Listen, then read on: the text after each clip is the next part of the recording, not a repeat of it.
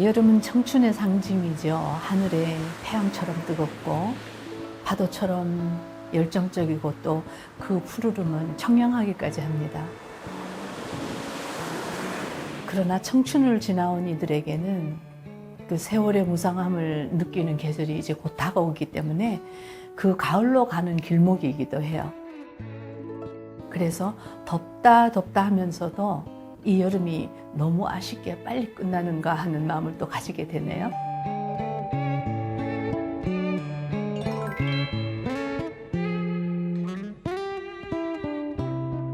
네, 안녕하세요. 시인 강문숙입니다. 한 30여 년간 시작 활동을 하면서 예술가곡 가사를 쓰기도 했고 오페라 대본을 쓰는 작업을 함께 했습니다. 여름에는 사실 움직임을 최소화하는 것이 더위로부터 탈출하는 길이다라고 생각을 하는데 조금 특별한 것이 있다라면은 겨울 냄새가 물씬 나는 또는 겨울시가 들어있는 시집 또 소설이나 이런 것들을 재워놓고 읽기 시작을 합니다. 그러다 보니까 개인적으로는 여름에 독서를 가장 많이 하는 그런 또 결과가 나더라고요. 네, 오늘은 그 여름과 어울리는 시들을 소개해주고 싶었는데요. 여름 하면은 바로 떠오르는 시가 있어요. 그 모양이나 맛이나 또 색깔이 딱 어울리는 그런 과일이 있어요. 바로 청포도라는 시입니다.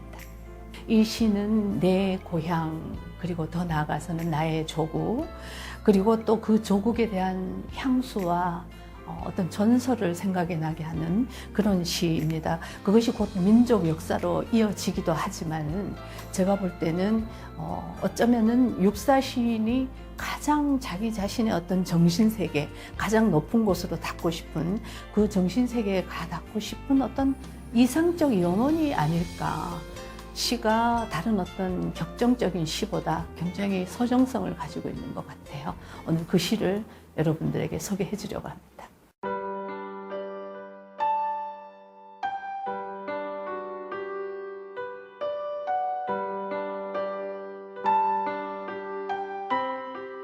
청포도 이육사. 내 고장 7월은 청포도가 익어가는 시절.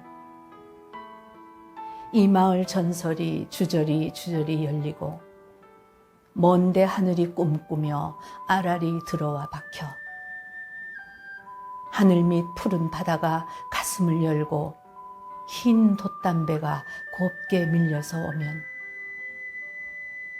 내가 바라는 손님은 고달픈 몸으로 청포를 입고 찾아온다 했으니 내 그를 맞아 이 포도를 따먹으면 두 손을 한뿍 적셔도 좋으련.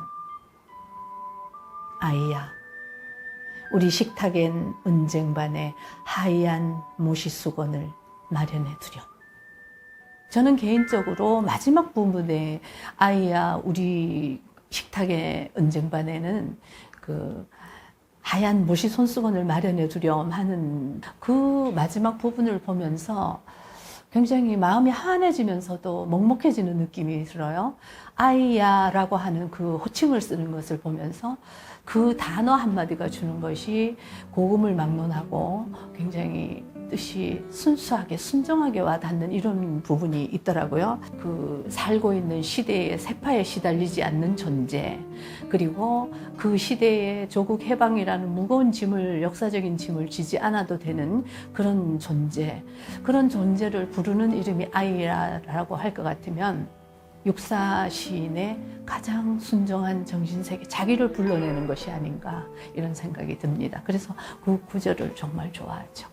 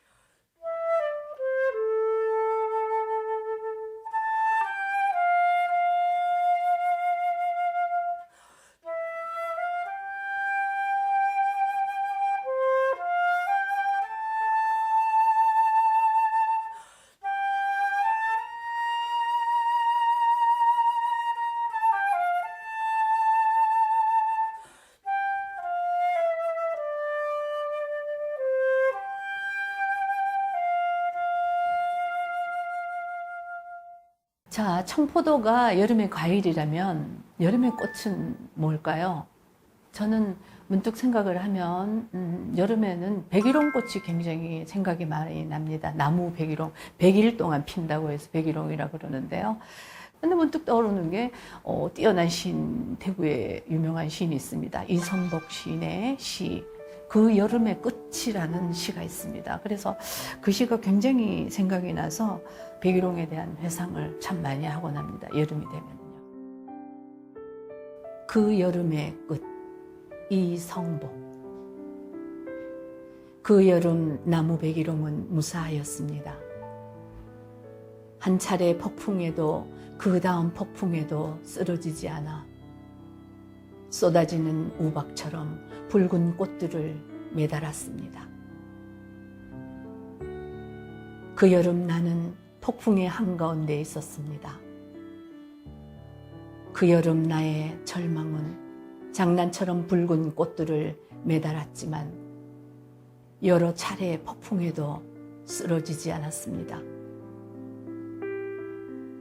넘어지면 매달리고 타올라 불을 뿜는 나무 백일홍, 억센 꽃들이 두어 평 좁은 마당을 피로 덮을 때 장난처럼 나의 절망은 끝났습니다.